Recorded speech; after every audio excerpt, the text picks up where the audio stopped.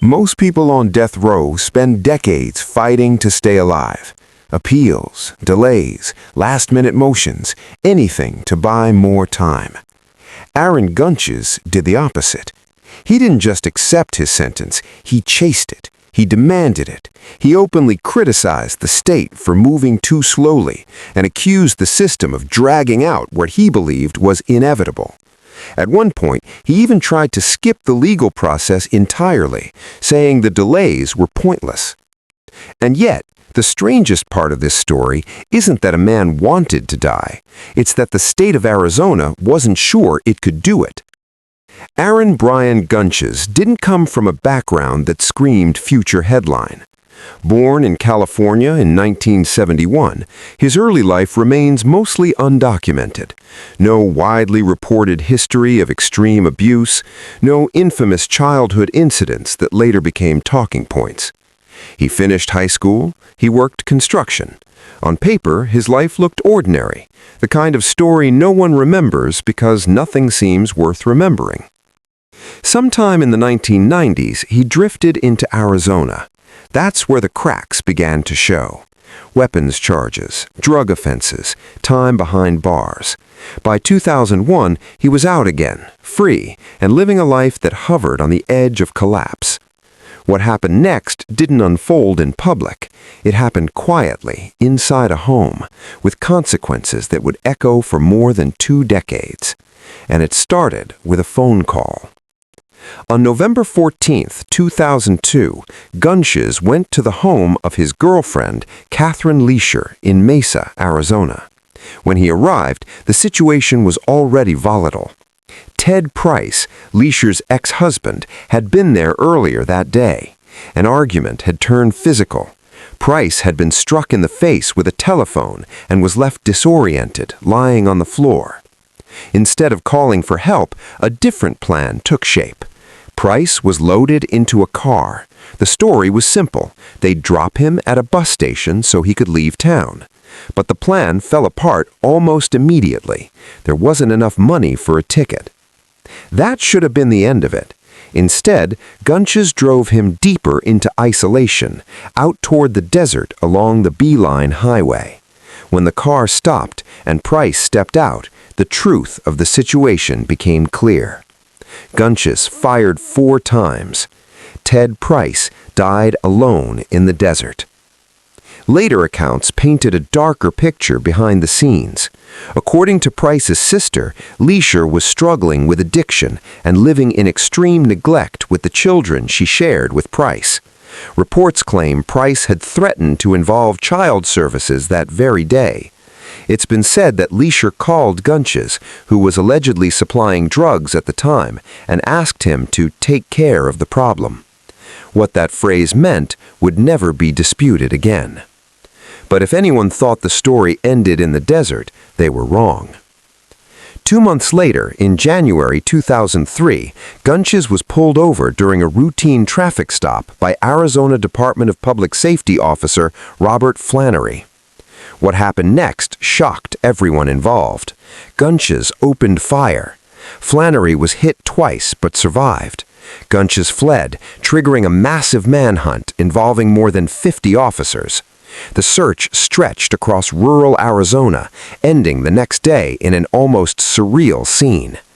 Brian Gunches was found hiding inside a haystack.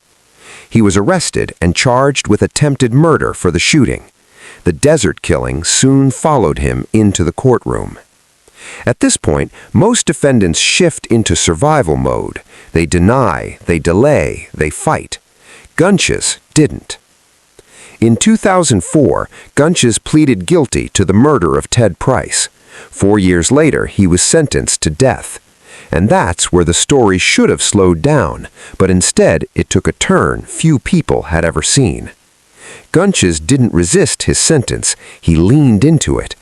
Over the years, he waived appeals, represented himself, and repeatedly asked courts to issue his execution warrant. He accused the state of playing games, of turning executions into drawn-out suffering rather than swift justice. At one point, he described recent executions as torture, not because they happened, but because they took too long. Some observers believe this was about control. Others think it was a protest. There's been speculation that Gunches wanted to deny the system the power to decide when he died by forcing its hand. Whatever his motive, one thing was undeniable: the state wasn't ready. In 2022 and 2023, the situation exploded into public view. Gunches asked the Arizona Supreme Court to issue an execution warrant. The Attorney General at the time supported it. The court issued one. But Arizona's newly elected governor, Katie Hobbs, ordered a review of the state's execution protocols.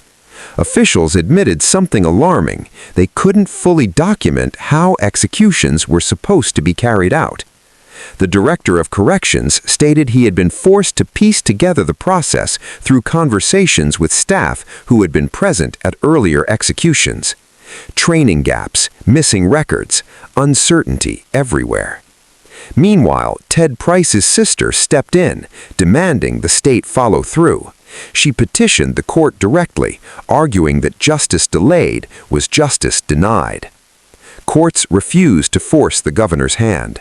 The execution warrant expired. For a man begging to be executed, the delay was infuriating, and for the public, it raised a disturbing question. How could a state sentence someone to death without knowing how to carry it out? In early 2025, Brian Gunches tried again. He submitted another written request to be executed. This time, he asked for the process to be fast-tracked. He criticized the courts for what he called unnecessary formalities and delays. On January 10th, the Attorney General filed for an execution warrant. On February 11th, the Arizona Supreme Court approved it. March 19, 2025. Gunches confirmed he would not ask for mercy. No reprieve, no final legal battle. His execution would take place amid a rare cluster of scheduled executions across multiple states, drawing renewed attention to capital punishment nationwide. And then, after more than 20 years of waiting and years of demanding, the moment arrived. Brian Gunches was executed by lethal injection at Florence State Prison.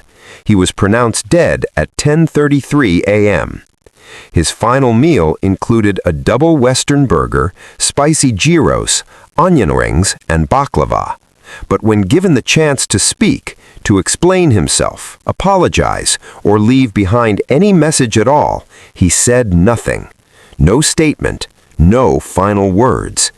After years of speaking loudly through motions, letters, and public criticism, he chose silence.